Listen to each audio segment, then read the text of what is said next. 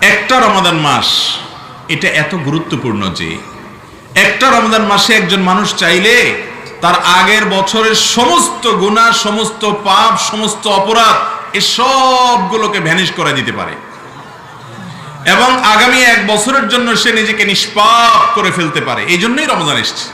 এখন থেকে তওবা এবং ইস্তেগফার করতে হবে। তওবা আর ইস্তেগফার কি আমরা জানি।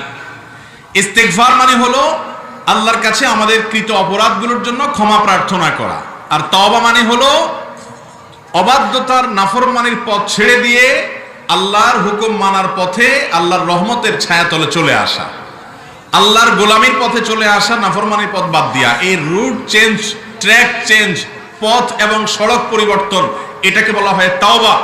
আর আগের কৃতকর্মের জন্য লজ্জিত হয়ে ক্ষমা প্রার্থনা করাকে বলা হয় ইস্তেগফার। আল্লাহ রাব্বুল আলামিনের নিয়ম হলো, সুন্নাহ হলো যে আল্লাহ রাব্বুল আলামিন আগের কোনো অপরাধ থাকলে সেই অপরাধগুলো, অপরাধী হওয়ার কারণে অনেক সময় আল্লাহর রহমত থেকে মাহরুম হয়, বঞ্চিত হয়। অনেক কাজ আছে যে কাজগুলোর কারণে আল্লাহর লানত বর্ষিত হয়, তার মানে আল্লাহর রহমত থেকে দূরে সরে।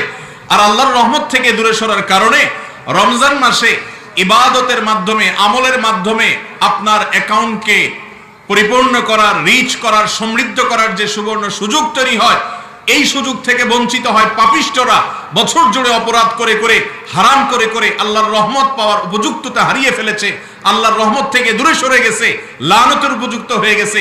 ওই জায়গা থেকে একজন ইমানদার রমজানের আগে আগে সরে এসে নিজের আগের অপরাধগুলোর জন্য ক্ষমা চেয়ে নতুন করে ইবাদতের জন্য মানসিকতা তৈরি করে সদিচ্ছার কথা আল্লাহকে জানিয়ে হাল খাতা যদি করে নিতে পারেন, তাহলে আগের গুলো মাফ হলে নতুন করে আল্লাহ তাআলা তৌফিক দিবেন ইনশাআল্লাহ।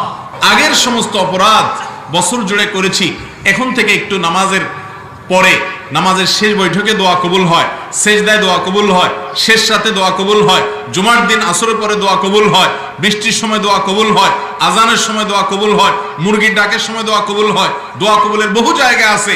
এই সময়গুলোতে বিশেষভাবে একটু মনে মনে আল্লাহর সাথে কথা বলবো যে আল্লাহ, আমি তো গত এক বছর ধরে এত অপকর্ম করেছি, এত অন্যায় করেছি, এত অপরাধ করেছি, এত গুনাহ করেছি, যে আল্লাহ আমি তো আপনার নতুন করে রহমত পাবো, রহমত চাইবো, সে মুখই আমার নাই। আপনি আমার আগের গুলাকে মাফ করে দেন। আমাকে এই যে রমজানটা আসছে, এই রমজানটা হতে পারে জীবনের শেষ রমজান। কত মানুষ, কত যুবক, কত বৃদ্ধ, কত মধ্যবয়স্ক, কত নারী, কত পুরুষ, কত শিশু, কত মানুষ চেনা অজানা গত রমজানে আমাদের সাথে ছিলেন, এই রমজানে নাই, চলে গেছেন। আল্লাহ, হতে পারে এটা আমার শেষ রমজান। রমজান হলো সারা বছরের, সারা জীবনের গুনাহকে মাফ করার সবচেয়ে বড় সুযোগ। আল্লাহ, এই সুযোগটা যেন হাতছাড়া না হয়, এই জন্য আগের গুলো আপনি মাফ করে, ক্লিন করে, আমার প্রোফাইলকে পরিচ্ছন্ন করে আমাকে নতুন করে আপনার রহমতের উপযুক্ত করে দেন। এই দোয়াটা করবো তো ইনশাআল্লাহ। নবী করিম সাল্লাল্লাহু আলাইহি সাল্লাম বলেছেন, ওয়ালিল্লাহি উতাকা মিনান নার। রমাদানে আল্লাহ তাআলার পক্ষ থেকে অসংখ্য অগণিত মানুষকে, বহু মানুষকে আল্লাহ তাআলা প্রতিদিন ঘোষণা জারি করেন, ফরমান জারি করেন। আল্লাহ রাব্বুল আলামিনের পক্ষ থেকে ঘোষণা আসে যে এই তালিকা যারা আছে অমুক অমুক অমুক অমুক এত মানুষকে আজ আল্লাহ তাআলা জাহান্নাম থেকে মুক্ত, এই ঘোষণা দিয়ে দিয়েছেন। ওয়াযালিকা কুল্লা লাইলা, প্রতি রাতে এরকম অনেক মানুষকে আল্লাহ তাআলা ক্ষমার ঘোষণা করেন। এইবার রমজানে কিভাবে তওবা করতে হয়, যেহেতু আল্লাহ সাধারণ ক্ষমা ঘোষণা করেন, আমি এখন থেকে প্রস্তুতি নেব। তওবা এবং ইস্তেগফারের জন্য সবচেয়ে উন্নত ভাষা হলো, উন্নত দোয়া হলো সাইয়্যিদুল ইস্তেগফার। এটা দেখে দেখেও পড়তে পারেন, মুখস্থ না থাকলে অসুবিধা নেই। লিখে আপনি সেটা দেখে দেখে পড়েন, অথবা ইউটিউবে আছে সেখান থেকে শুনেন, আস্তে আস্তে মুখস্থ করে নেন। আরবি না পারলে বাংলা পড়েন। আল্লাহুম্মা আনতা রাব্বি লা ইলাহা ইল্লা আন্ত। হে আল্লাহ, আপনি আমার রব, লা ইলাহা ইল্লা আন্ত, আপনি ছাড়া কোনো ইবাদতের উপযুক্ত সত্তা আর কেউ নেই। খালাকতানি, আপনি আমাকে সৃষ্টি করেছেন। ওয়া আনা আবদুকা, আমি আপনার দাস, আপনার গোলাম। আমি আল্লাহ, আমি আপনার গোলাম।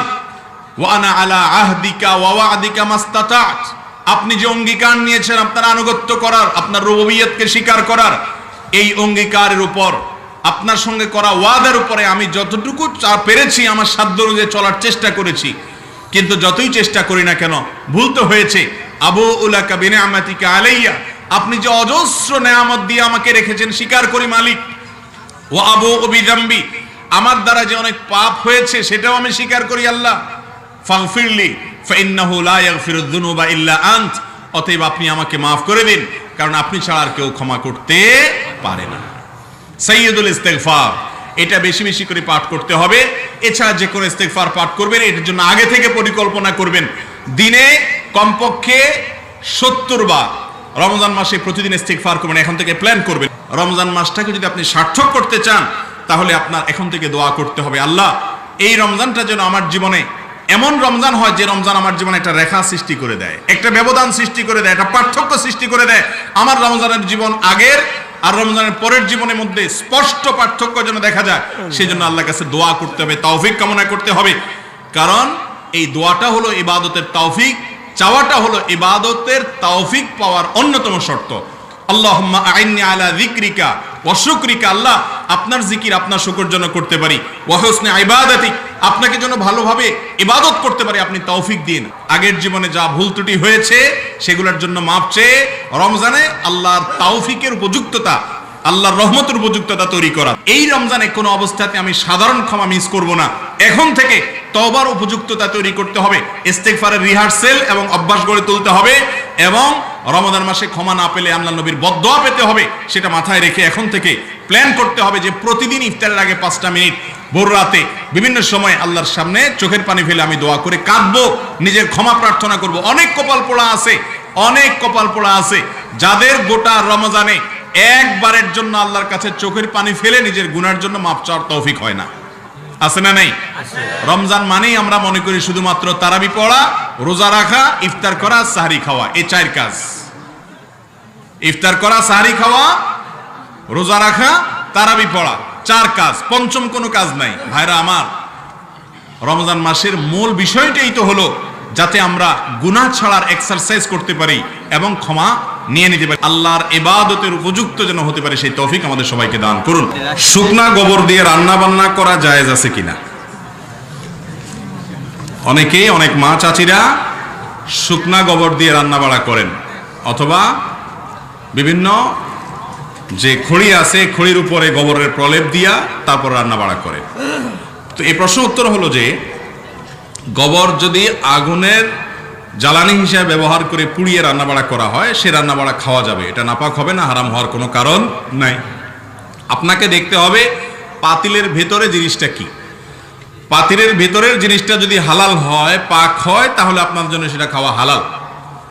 আর গোবর যখন শুকিয়ে যায় তখন সেটা টাচ করলে বা ধরলে নাপাক হয় না, সাধারণত সচরাচর যদি লাগলেই নাপাক হয়ে যায় না, তবে কাঁচা গোবর যেটা সেটা লাগলে নাপাক হয়ে যায়। অতএব শুকনা গোবর যদি রান্না করেন, হাতে লাগলেও তখন দুর্গন্ধ হয়, তাহলে ধুয়ে ফেলবেন, শেষ, আর কোনো অসুবিধা নাই। কিন্তু গোবর দিয়ে বা গোবর দিয়ে যে সমস্ত লাকড়ি বা আপনার জ্বালানি তৈরি করা হয় গ্রামাঞ্চলে, সেগুলা দিয়ে পুড়িয়ে সেগুলোকে জ্বালানি হিসেবে ব্যবহার করে রান্না বাড়া করলে, ভাত তরকারি রান্না করলে সে খাওয়াতে কোনো অসুবিধা না, সে খাবার নাপাক হবে না, সেটা হারাম হবে। দেখতে হবে যে আপনি যেটা খাচ্ছেন, চাল ডাল যে টাকা দিয়ে কিনেছেন, সেটা কি হালাল নাকি হারাম, এটা হলো মূল বিষয়। জানা থাকার কথা যে কোরআনে কারিমে আল্লাহ রাব্বুল আলামিন 25 জন নবী রাসূলের আলোচনা করেছেন, 25 জন নবী রাসূলের নাম উল্লেখ করেছেন। আর এর পাশাপাশি আল্লাহ সুবহানাহু ওয়া তাআলা এও বলেছেন যে অনেক নবী রাসূল আছেন যাদের আলোচনা করা হয়নি, মিনহুম মান কাসাসনা আলাইক ওয়া মিনহুম মান লাম নাকসুস আলাইক। হে রাসূল, কিছু নবী রাসূলের আলোচনা আপনার সামনে উপস্থাপন করা হয়েছে, কোরআনে বলা হয়েছে, আবার সবার কথা পুঙ্খানুপুঙ্খ রূপে নাম উল্লেখ করে কোরআনে হয়তো বলা হয়নি, কিন্তু সমস্ত নবী রাসূলদের প্রতি ঈমান আনে মুসলিমরা। তো যেখানে 25 জন নবী রাসূলের আলোচনা কোরআনে রয়েছে, আমরা অনেকেই হয়তো এই জিনিসটা জানি না যে 20-এর বেশি 20-25 জন নারীর, মহিষী নারীর আলোচনাও কোরআনে কিন্তু রয়েছে। অর্থাৎ একদিকে 25 জন নবীর রাসূলের আলোচনা যেমন রয়েছে, অপরদিকে আমরা জানি যে এই কোরআনে কারিমে আল্লাহ রাব্বুল আলামিন 20-25 জন মহিষী নারীর দৃষ্টান্ত স্থাপন করেছেন, তাদের বিভিন্ন গুণ কীর্তন করেছেন, তাদের ভালো দিক তুলে ধরেছেন। আবার যারা পাপিষ্ঠা ছিলেন, যারা আল্লাহর নাফরমান ছিলেন, যারা গুনাহগার ছিলেন, যারা আল্লাহর অবাধ্য ছিলেন, সেরকম নারীদের কয়েকজনের দৃষ্টান্ত তুলে ধরে আমাদের মায়েদেরকে, আমাদের বোনদেরকে, আমাদের নারী জাতিকে সতর্ক আল্লাহ তাআলা করেছেন, সাবধান করেছেন, তাদের পরিণতি আল্লাহ তাআলা দেখিয়ে দিয়েছেন। বহু মুসলিম নারী আছেন যারা জানেন না যে ইসলাম একজন নারীকে, একজন মাকে, একজন বোনকে কোন জায়গা থেকে তুলে কোন জায়গায় অবস্থান দিয়েছে। এই বিষয়টি আমরা অনেকেই এখনো পর্যন্ত খুব ভালো করে পরিষ্কার করে জানি না। এক শ্রেণীর মানুষ নারীবাদের নামে, নারী অধিকারের নামে তাদের প্রচারণা, তাদের ক্যাম্পেইন ইত্যাদিতে নানাভাবে ইসলামকে, কোরআন এবং সুন্নাহকে, ইসলামের বিভিন্ন বিধিবিধানকে আসামের কাঠগড়ায় দাঁড়াবার চেষ্টা করে, দাঁড় করানোর চেষ্টা করে। সে মানুষগুলোরও জানা দরকার, আমার ধারণা যে তারাও অনেকে হয়তো জানেন না যে ইসলাম নারীকে কি দিয়েছে। সময়ত উপস্থিতি, কোরআনে কারিমে আল্লাহ রাব্বুল আলামিন শুধুমাত্র নারীদের অধিকার, নারীদের প্রতি পুরুষদের দায়িত্ব কর্তব্য, নারীদের আত্মোন্নয়ন এবং তাদের সম্পর্কিত বিভিন্ন বিধিবিধান, নসিহা, মোটিভেশন এবং এ জাতীয় গুরুত্বপূর্ণ বিষয়গুলোকে আলোকপাত করার জন্য গোটা কোরআন জুড়ে বিভিন্ন আয়াতে যেরকম আল্লাহ রাব্বুল আলামিন এই বিষয়গুলোকে আলোকপাত করেছেন, ঠিক তারই পাশাপাশি কোরআনে কারিমের অনেকগুলো গুরুত্বপূর্ণ সূরা শুধুমাত্র এই বিষয়ে আল্লাহ তাআলা নাজিল করেছেন, এই নামে নামকরণ করেছেন। কোরআনের সবচেয়ে বড় সূরাগুলোর মধ্যে একটা হলো সূরা নিসা। সূরাতুন নিসা এর মানেই হলো নারী সংক্রান্ত, মহিলাদের বিধিবিধান, তাদের বিষয় আশয় সম্পর্কিত সূরা, নারীদের সূরা। কোরআনের সবচেয়ে বড় যে কয়েকটি সূরা রয়েছে, দীর্ঘ আয়তনে যে সূরাগুলোতে বিভিন্ন গুরুত্বপূর্ণ বিষয় আল্লাহ তাআলা আলোকপাত করেছেন, সূরাতুন নিসা হলো তার মধ্যে একটা।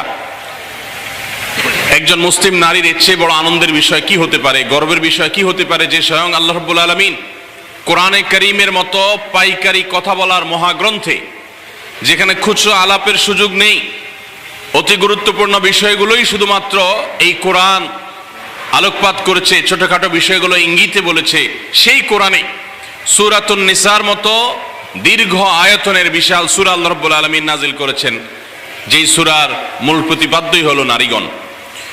এর পাশাপাশি আমরা আরো জানি সূরা তাহরিম, সূরা তালাক, সূরা মুজাদালা, কোরআনে কারিমে আরো অনেকগুলো সূরা, এবং এগুলা 2-4 লাইনের সূরা নয়, 2-4 পাতা বিশিষ্ট সূরা। এরকম সূরা আল্লাহ তাআলা নাজিল করেছেন মা বোনদের বিধিবিধান বর্ণনা করার জন্য। কোরআনে কারিমে যে সমস্ত নারীর উল্লেখ হয়েছে তার মধ্যে স্পষ্ট করে সরাসরি নাম বারবার উল্লেখ হয়েছে, যার নাম তিনি হলেন মারিয়াম। মারিয়াম আপনারা জানেন তিনি হলেন ঈসা আলাইহিস সালামের মা, এবং মারিয়ামের নামে কোরআনে কারিমের যে সূরা রয়েছে সূরা মারিয়াম, এটাও কোরআনে কারিমের সবচেয়ে বড় বড় সূরাগুলোর অন্যতম এবং সবচেয়ে বড় সূরাগুলোর একটি। তো একজন নারী মারিয়াম, তার নাম শুধুমাত্র কোরআনে উল্লেখ করেছেন তা নয়, তার নামে কোরআনে সবচেয়ে দীর্ঘ, সবচেয়ে বড় সূরাগুলোর মধ্যে থেকে একটি সূরা আল্লাহ তাআলা রেখেছেন। ভাইরা আমার, কোরআনে পুরুষদের অধিকার নিয়ে, পুরুষদের কর্তব্য, পুরুষদের বিধিবিধান সংশ্লিষ্ট বিষয়গুলো নিয়ে আলাদা কোনো সূরা নাজিল হয়নি। কোরআনে এমন কোনো সূরা নাই যে সূরার নাম সূরাতুর রিজাল বা পুরুষ সংশ্লিষ্ট সূরা। কোরআনে সূরাতুন নিসা আছে, নারী সংশ্লিষ্ট নারীদের সূরা আছে, কিন্তু পুরুষদের সূরা বলতে আলাদা কোনো সূরা নেই। ভাইরা আমার, কোরআনে কারিমে যে সমস্ত নারীর উল্লেখ আছে আমরা একটু জানার চেষ্টা করি সংক্ষেপে। প্রথমেই সবার আগে যার নাম আসে মারিয়াম, যার আলোচনা কোরআনের পৃষ্ঠায় পৃষ্ঠায়, পাড়ায় পাড়ায়, সূরায় সূরায় রয়েছে, বিভিন্ন জায়গায় জায়গায় আল্লাহ তাআলা করেছেন। সেই মারিয়াম তিনি হলেন গোটা পৃথিবীর কিয়ামত পর্যন্ত আগত আমাদের সকল মা বোনদের জন্য সবচেয়ে উজ্জ্বল উদাহরণ, সবচেয়ে উজ্জ্বল দৃষ্টান্তগুলোর একটি। কোরআনে মারিয়ামের পাশাপাশি আমাদের মা, মুমিনদের মা উম্মুল মুমিনিন নবী পত্নী আয়েশা রাদিয়াল্লাহু তাআলা আনহা, তার সম্পর্কে সূরা নূরে কয়েকটি আয়াতে আল্লাহ রাব্বুল আলামিন আলোকপাত করেছেন। আমরা অনেকে জেনে থাকবো আয়েশা রাদিয়াল্লাহু তাআলা আনহার চরিত্রে কালিমা লেপনের অপচেষ্টা এবং ঘৃণ্য কর্ম করেছিল মুনাফিকরা। আল্লাহ রাব্বুল আলামিন তার পুততা, পবিত্রতা তার সতীত্ব এবং তার ব্যাপারে যে মিথ্যা অপবাদ দেওয়া হয়েছে, সেই মিথ্যা অপবাদ এবং ষড়যন্ত্র সম্পর্কে কোরআনে কারিমে অনেকগুলো আয়াত নাজিল করেছেন। একজন নারী তার চরিত্রে কালিমা লেপন করার অপচেষ্টা যখন করেছে কিছু সমাজের ঘৃণ্য পুরুষেরা, মুনাফিকেরা, আল্লাহ রাব্বুল আলামিন তার চরিত্রের পুততা পবিত্রতা প্রকাশ করবার জন্য, ঘোষণা দেবার জন্য কোরআনে কারিমে অনেকগুলো আয়াত নাজিল করেছেন। একজন নারী হিসেবে, একজন মুসলিম মেয়ে হিসেবে এই ঘটনা নিশ্চয়ই আমাদের জন্য আনন্দদায়ক, এই ঘটনা নিশ্চয়ই আমাদের জন্য প্রেরণাদায়ক। কোরআনে কারিমে আল্লাহ রাব্বুল আলামিন ইব্রাহিম আলাইহিস সালামের স্ত্রী হাজেরা এবং সারা আলাইহিমা সালাতু ওয়াস সালাম, তাদের সম্পর্কে আল্লাহ রাব্বুল আলামিন আলোকপাত করেছেন। নাম সরাসরি উল্লেখ করেননি, কিন্তু আলোকপাত হয়েছে। কোরআনে কারিমে জাকারিয়া আলাইহিস সালামের স্ত্রীর আলোকপাত হয়েছে, মুসা আলাইহিস সালামের মায়ের আলোচনা হয়েছে, কোরআনে মুসা আলাইহিস সালামের বোনের আলোচনা হয়েছে, কোরআনে মুসা আলাইহিস সালামের স্ত্রীর আলোচনা হয়েছে যিনি ছিলেন শুআয়ব আলাইহিস সালামের মেয়ে, কোরআনে ফেরাউনের স্ত্রী আসিয়ার আলোচনা হয়েছে, কোরআনে বিলকিসের আলোচনা হয়েছে, কোরআনে ঈসা আলাইহিস সালামের নানি ইমরাতে ইমরান মারিয়ামের মায়ের আলোচনা হয়েছে, কোরআনে আইয়ুব আলাইহিস সালামের স্ত্রীর আলোচনা ইঙ্গিত হয়েছে, এবং কোরআনে উম্মাহাতুল মুমিনিন সমস্ত নবী পত্নীগণ, আমাদের মাগণ, প্রিয় নবী সাল্লাল্লাহু আলাইহি সাল্লামের স্ত্রীগণ, সম্মানিতা স্ত্রীগণ, তাদের আলোচনা হয়েছে। এবং আল্লাহ রাব্বুল আলামিন ঘোষণা দিয়েছেন যে ওয়াজওয়াজুহু উম্মাহাতুকুম, নবী সাল্লাল্লাহু আলাইহি সাল্লামের পত্নীগণ ঈমানদার তোমাদের মা, তাদের আলোচনা হয়েছে। কোরআনে খাদিজা রাদিয়াল্লাহু তাআলা আনহা সম্পর্কে আল্লাহ রাব্বুল আলামিন ইঙ্গিত করেছেন একাধিক আয়াতে। কোরআনে হাফসা রাদিয়াল্লাহু তাআলা আনহা সম্পর্কে ইঙ্গিত রয়েছে সূরা তাহরিমে। কোরআনে কারিমে যায়েনাব বিনতে জাহাশ রাদিয়াল্লাহু তাআলা আনহা সম্পর্কে আলোচনা রয়েছে। কোরআনে আরো বহু নারীর সম্পর্কে আলোচনা হয়েছে। আমরা কোরআনে এত নারীর আলোচনা রয়েছে, এত নারীর ইতিহাস রয়েছে, গুরুত্বপূর্ণ দিক উঠে এসেছে, সেটা আমরা অনেক মুসলিমরাও জানি না। ভাইরা আমার, এর পাশাপাশি আল্লাহ রাব্বুল আলামিন কোরআনে কারিমে এমন কিছু নারীর উদাহরণ তুলে ধরেছেন যারা তাদের অবাধ্যতার কারণে, তাদের নাফরমানের কারণে, তাদের মন্দ স্বভাবের কারণে, তাদের কুফরির কারণে, তারা আল্লাহর অবাধ্য হওয়ার কারণে, তাদের খারাপ পথে চলে যাওয়ার কারণে তাদের করুণ পরিণতি, আল্লাহর শাস্তির মুখোমুখি হতে হয়েছে, পৃথিবীর ইতিহাসে আস্থা করে নিক্ষিপ্ত হয়েছে।